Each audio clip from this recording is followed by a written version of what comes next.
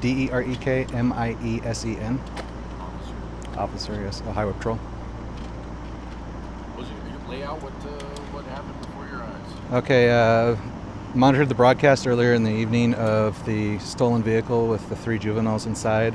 I was just clearing a stop on the Hamishaw Road off-ramp off of northbound 125 when I noticed the subject vehicle was stopped on the on-ramp from Hamishaw Road onto the northbound 125.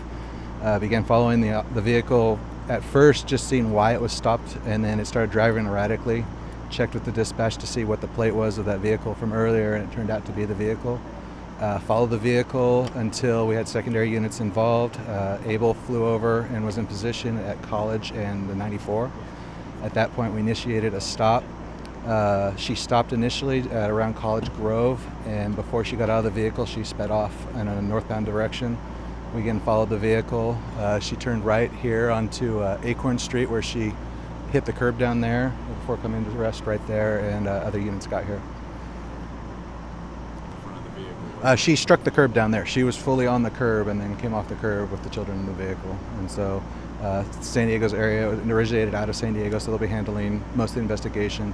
We're going to be doing a parallel incident report along with it.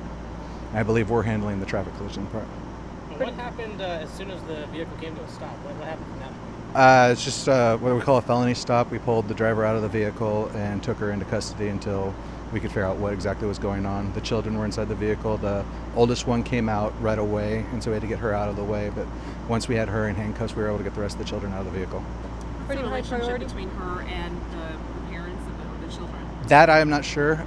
You'd have to talk to San Diego PD on it.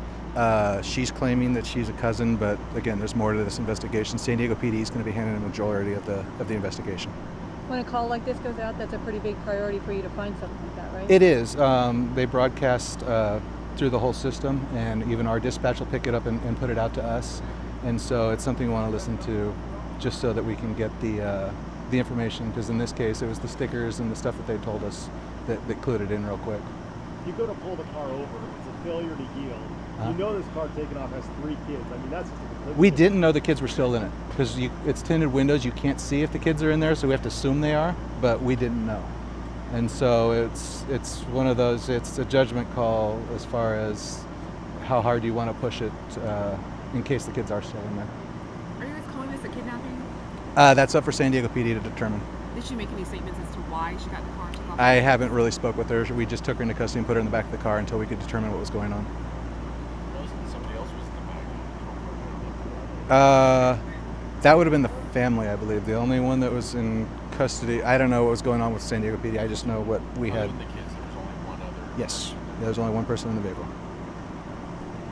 And there was another officer in the same unit with you, or? No, our secondary unit, and then SDP. I believe it was the SO unit was, SO unit was third in with the patrol dog. So she never said anything about what happened?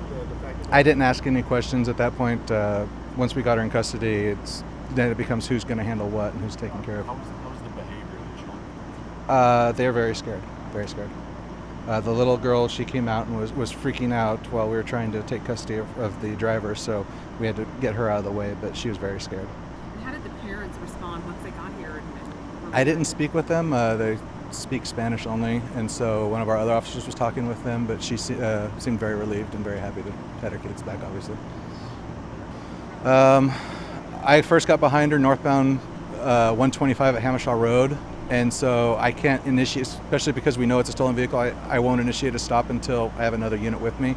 So it took a few minutes. She knew I was there. She saw me, so I don't know, she knew what was going on, but as far as how long, I couldn't tell you. I'd have to look at the cameras and stuff.